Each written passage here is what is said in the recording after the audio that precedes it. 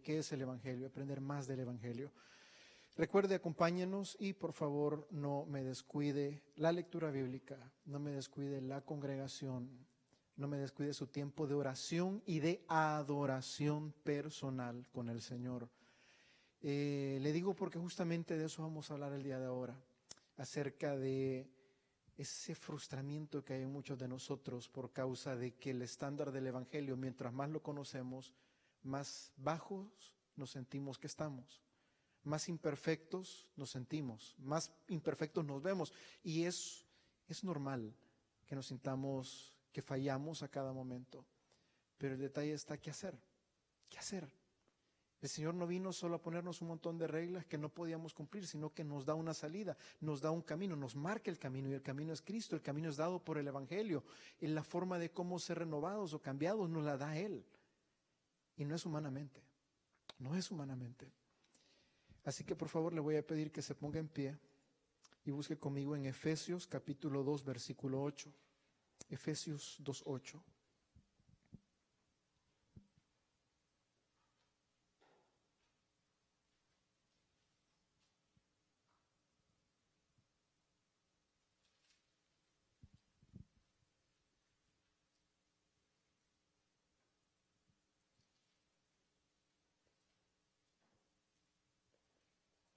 ¿Lo tiene? Dice el Señor en su palabra, yo leo el 8, usted lee el 9 y nos unimos juntos en el 10. Porque por gracia sois salvos por medio de la fe, y esto no de vosotros, pues es don de Dios. Leamos el 10 juntos. Porque somos hechura suya, creados en Cristo Jesús para buenas obras, las cuales Dios preparó de antemano para que anduviésemos en ellas. Oremos. Bendito Señor y Padre nuestro, en esta hora te pido, Señor, que a través de tu palabra tú puedas redarguir a tu pueblo, tú puedas alentar a tu pueblo, fortalecer a tu iglesia, edificar a tu iglesia. Señor, muchos de nosotros hemos tenido semanas difíciles o meses difíciles. Algunos estamos afrontando situaciones personales un poco complicadas, espirituales, Señor, como decaimiento, bajones espirituales. Otros estamos simplemente luchando constantemente con nuestro pecado, esas cadenas, esas ataduras, y hay momentos en los cuales hemos querido tirar la toalla, volver atrás, pero hay algo que nos lo ha impedido, y esto es Espíritu Santo. Es por eso que tú has permitido que también estemos en esta noche, Señor, para que seas tú quien nos dé ese bálsamo, esa fortaleza que necesitamos para aquellos que nos encontramos en situaciones similares. Señor, hemos caído, pero tú nos levantarás. Hemos fallado, mas tu gracia es suficiente. Señor, no podemos, y lo reconocemos y lo sabemos, pero en Cristo y solamente en Cristo somos más que vencedores. A tu nombre damos gloria, Señor Jesús. Bendice tu pueblo, edifícanos, te lo pedimos en ese santo nombre, en ese precioso nombre, en ese poderoso nombre, en el nombre de Jesús. Amén. Puede tomar asiento, mi hermano.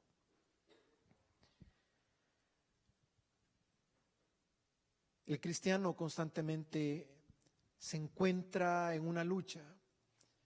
Querramos o no querramos aceptarlo, estamos viviendo una lucha de todos los días. ¿Quién te dijo que ser cristiano era simplemente llegar a la iglesia, sentarte el domingo, ir a ciertas reuniones, llenar una tarjeta de membresía y eso es todo? Te mintió. Cuando la palabra es clara y nos dice que nuestras luchas no son carnales, sino que son contra huestes, contra potestades. La Biblia nos habla que somos soldados de Jesucristo. La Escritura, Pablo nos exhorta y dice, sufre penalidades como buen soldado de Jesucristo.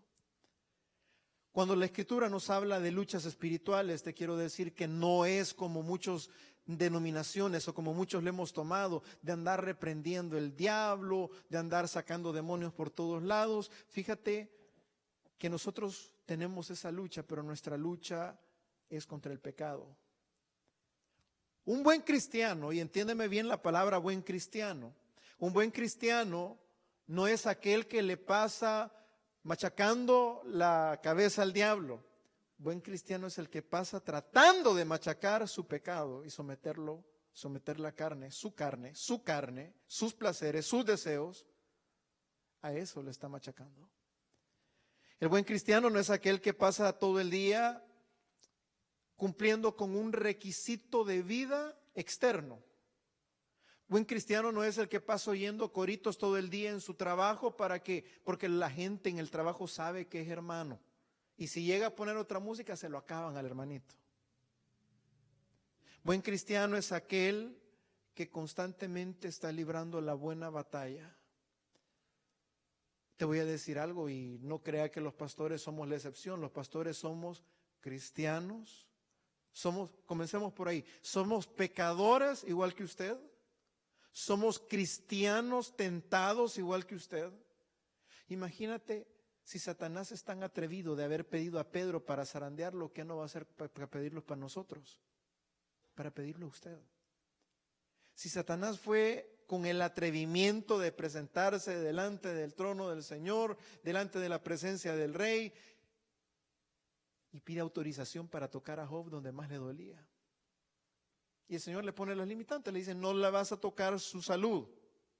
Vuelve a presentarse, como no logró su objetivo, viene a presentarse otra vez y Dios le dice, ok, no le toques la vida, tocarle la salud, pero no la vida. De aquí no vas a pasar. ¿Qué no va a pasar con usted y conmigo? Quiero hablar un poquito acerca de una de las luchas más grandes que tienen los buenos cristianos. Aquel cristiano que está con su anhelo de agradar a Dios, con su anhelo de ser un buen esposo o una buena esposa, de querer someterse para con Dios, de querer cumplir la Escritura. Un cristiano que ama a Dios verdaderamente, que ha conocido que ser cristiano no es simplemente cumplir con requisitos o venir y sentarse, sino que es vivir lo que lee. Todo cristiano de esa categoría llega a un gran problema. El problema de la práctica, porque bonito es, sabemos que tenemos que cumplir la palabra, sabemos cuáles son los requisitos de Dios, sabemos cuál es el estándar del Evangelio, pero en la práctica nos encontramos con un gran detalle. Y Pablo lo señaló, la carne es débil. Y Pablo se encuentra en ese dilema y dice, miserable de mí, ¿quién podrá librarme de esta carne, de este cuerpo de muerte que está contaminado con el pecado, que jala para el pecado? Porque lo que mi corazón, lo que mi alma, lo que mi mente quisiera hacer para agradar a Dios, para no fallarle, mi carne se opone. Y todo cristiano, como le pasó a Pablo, se encuentra muchas veces en esa frustración. Y algunos de nosotros hemos vivido ese punto en el cual quisiéramos tirar la toalla y simplemente decir, yo no puedo cumplir.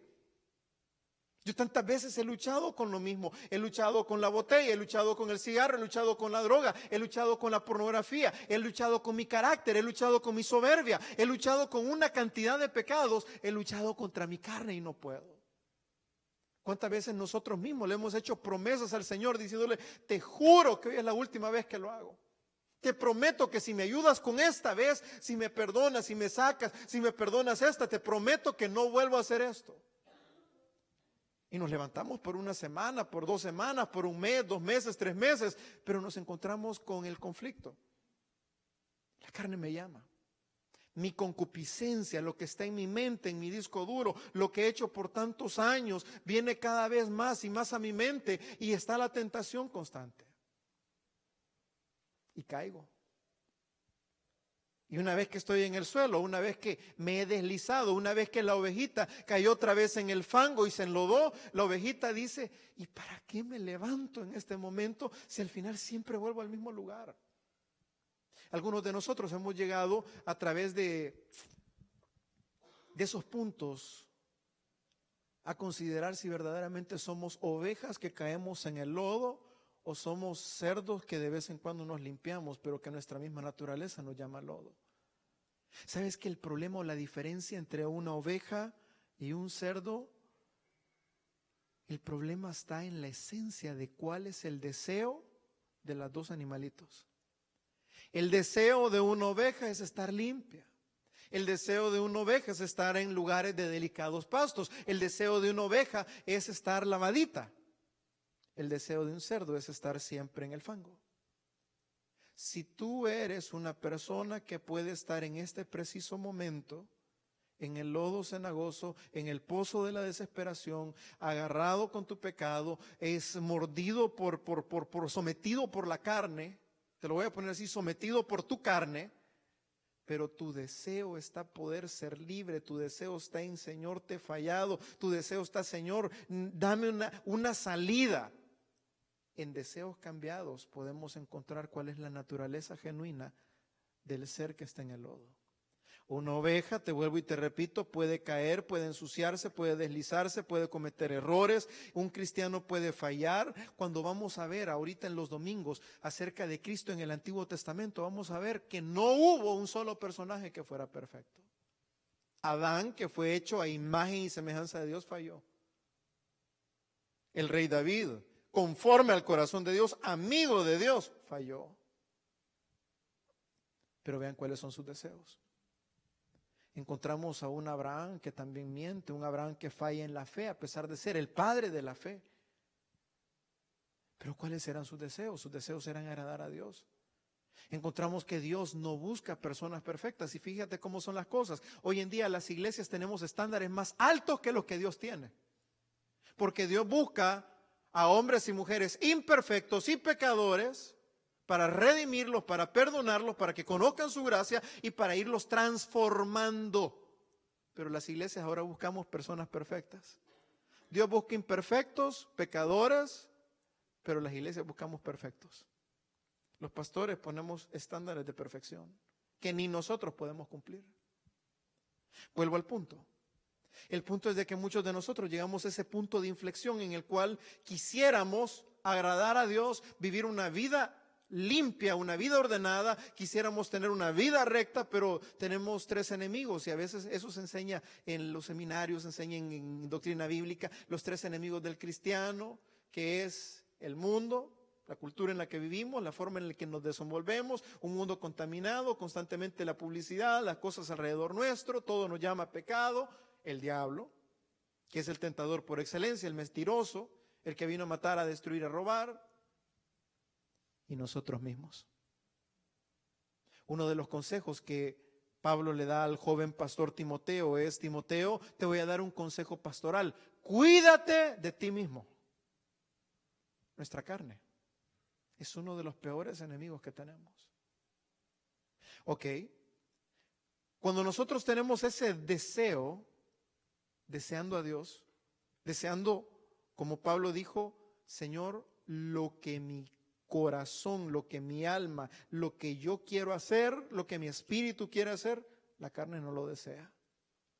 Pero el deseo del espíritu de Pablo era agradar a Dios. Oveja. Pablo, ¿qué problema habrá tenido? ¿Qué conflicto habrá tenido? Quizás con su carácter, quizás con la vieja naturaleza de Saulo de Tarso, aquel hombre que tenía poder, que tenía autoridad, quita cabezas.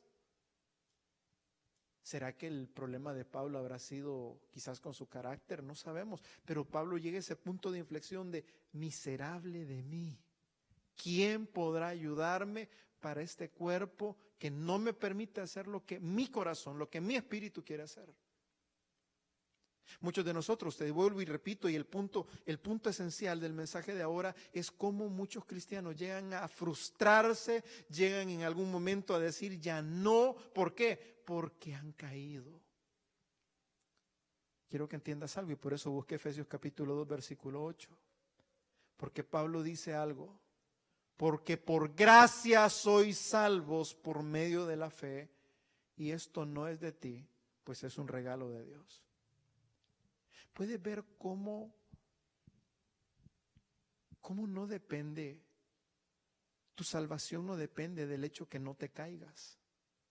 Tu salvación no depende, o el amor de Dios no está sujeto a que tú no le falles. La aceptación que Dios tiene para sus hijos no está sujeta a un estándar de perfección como la aceptación que muchos tenemos para los congregantes en las iglesias. El hermano fulano falló, quítenlo. El pastor fulano cometió un error, deséchenlo. Puede ser rechazado de una iglesia, discriminado o apartado por los hermanos, pero si eres hijo de Dios y has conocido la gracia y has nacido de nuevo, no importa que el pastor te rechace, no importa que los hermanos te aparten, Él te dice: porque por gracia sois salvos. Y esto no es algo que tú mereciste, No es producto de algo que tú hiciste, no es algo que tú te ganaras por tu buen comportamiento, por tus obras, sino que simplemente es un gift of God, un regalo de Dios. Si tú no hiciste nada para ganártelo, tampoco vas a hacer nada para perderlo, porque es un regalo de Dios y lo que Dios da es eterno. Su amor es eterno, su misericordia es inmutable, no cambia. Su conocimiento es previo antes de la fundación del mundo, pasando por ti, conociendo todos tus errores, todo lo que ibas a hacer, y aún así decidió amarte, aún en su conocimiento. Entonces, cuando Él te ama no por lo que eres, sino a pesar de lo que tú y yo somos. Simplemente Él decidió amarnos, Él decidió salvarnos, Él decidió darnos a su Hijo, Él decidió hacernos formar parte de su familia. ¿Sabía Dios que ibas a caer? Sí sabía, sí Él es Dios. ¿Sabía Dios que yo iba a cometer determinadas actividades o hechos o errores? Sí sabía. Y Él decidió amarme, perdonarme, limpiarme, justificarme y seguir ese proceso de santificarme, que vamos a ver más adelantito eso. Fíjate qué bonito es que para aquellos que estamos frustrados acerca de si caemos de la gracia, si perdemos la salvación, si Dios no me oye, si porque ahora caí, porque ando mal, entiende que Pablo recalca eso en cantidad de pasajes, pero a mí me encantó este pasaje porque también habla acerca de para qué somos salvos. Pero Pablo recalca, porque por gracia sois salvos. Por gracia, y gracia es un don inmerecido, porque a Dios le plació salvarte, por eso eres salvo. Y esto no es algo de nosotros, no es algo que nosotros hayamos hecho, no es algo que hayamos merecido, es un regalo de Dios que ha dado al depositar nuestra fe en Cristo. Efesios 2:9. Y vuelve y recalca, no por obras para que nadie se gloríe, porque mira, ni en Romanos lo dice, aquel que dice que tiene obras delante de Dios, si se salva por obras, tiene de qué jactarse delante de Dios. ¿Por qué? Porque ha trabajado para su salvación. El que trabaja, su salario le es deuda, pero nosotros no trabajamos para ganarla, nos fue regalada. Entonces, cuando yo puedo ver que mi carne me jala al pecado, que el Satanás me tienta, cuando veo que el mundo entero conspira para que a mí se me salga el viejo hombre, y en algún momento caigo otra vez en el mismo círculo vicioso. Pero mi corazón está con aquel anhelo de agradar a Dios, de salir de ahí. ¿De qué estoy haciendo aquí? Señor, perdóname, Señor, levántame, Señor, restáurame, Señor, dame una salida. Yo he escuchado oraciones donde hay gente tan sincera que me ha dicho en oración, Señor, si no me vas a sacar de aquí, llévame, porque no te quiero fallar. Cuando nosotros caemos, podemos experimentar la gracia de Dios. Cuando el hijo pródigo estaba lejos, fíjate que estaba bien porque tenía dinero, estaba bien, pero se apartó del abrazo del padre. Cuando el hijo pródigo volvió a ser abrazado por el padre y sentir a su padre tan cerca y sentir el amor del padre y recibir un beso del padre, ¿sabes cuándo? Cuando estaba mal, cuando olía cerdo, cuando comió con los cerdos y cuando su mundo era cerdos. Cuando su mundo estuvo rodeado de puro pecado y él tuvo en su corazón como hijo el anhelo de salir y de regresar a su padre y de comenzar de nuevo, cuando ese anhelo estaba ahí, a pesar de que su físico, su cuerpo, su vida, todo a su alrededor era podredumbre, era suciedad, ¿sabes qué? Ahí pudo sentir el abrazo y la misericordia del Padre. Te lo pongo en palabras bíblicas, cuando abundó el pecado, sobreabundó la gracia. Pastor, entonces ¿es licencia para pecar? No, porque en Efesios capítulo 2, versículo 10, y por eso escogí este pasaje, Dice porque primero nos habla que somos salvos por gracia, que es un regalo de Dios, que no es por obras para que nadie se gloríe, sino que incluso cuando pecamos podemos seguir viendo la misericordia de Dios con nosotros, pero nos dice para qué somos salvos. Él nos salvó y nos ha hecho hechura suya, creados en Cristo Jesús para buenas obras. Ok. Verdad a medias nunca es una verdad completa. Se puede decir que si una verdad es a medias, la otra mitad es mentira. Verdad a medias. Dios te ama y te acepta tal y como eres. Sí, pero la verdad se quedó ahí a la mitad. ¿Por qué? Porque el pasaje nos dice que somos salvos. Sí nos acepta como somos, nos acepta como el hijo pródigo, nos acepta pecadores, nos acepta con todas las cosas como venimos. De hecho, en nuestra vida matrimonial, platicaba con un hermano que tiene una experiencia bastante larga acerca en consejerías matrimoniales y familiares, y me dice, pastor, pero es que mire, llegamos a un punto acerca hablando de una familia. Me dice, mire, pastor, lo ideal delante del plan de Dios fuera que él pudiera regresar con su ex esposa. Pero el detalle está que ninguno de los dos se conocía.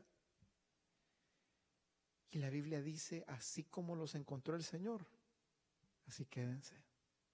Ok, ¿por qué traigo a colación esto? Porque es cierto, el Señor nos acepta con matrimonios destruidos, nos arregla con la vida, nos acepta con la vida patas arriba, nos acepta drogadictos, nos acepta borrachos, nos acepta prostitutas, nos acepta homosexuales, y lo dice en el libro de Corintios. Y esto erais algunos, fornicarios, idólatras, afeminados, ladrones. ¿Ve? Empieza con una gran descripción. Sí, Él nos acepta tal y como éramos, pero nos acepta con un propósito, nos salva con un propósito. ¿Para cuál es el propósito? Para hacernos hechura suya, no para quedarnos igual. Nos acepta porque ahora somos una nueva criatura en Cristo, y dice la Escritura, las cosas viejas pasaron, mi manera de vivir anterior pasó, las cosas por las cuales vivía, las cuales eran mis deleites, pasaron. He aquí en Cristo, formado en Cristo, hechura de Cristo, soy nueva criatura. Y fíjate que dice que fuimos creados en Cristo para buenas obras. El hermano Raúl hace años atrás, cuando tocaba este punto de somos hechura suya, me encantaba el ejemplo que él ponía. Él decía acerca de que a cuántos les gustaban las cosas originales, porque hay un montón de imitaciones. Y él contaba acerca de un sastre que vivía allá por donde él es, pero un sastre de esos que deja marca.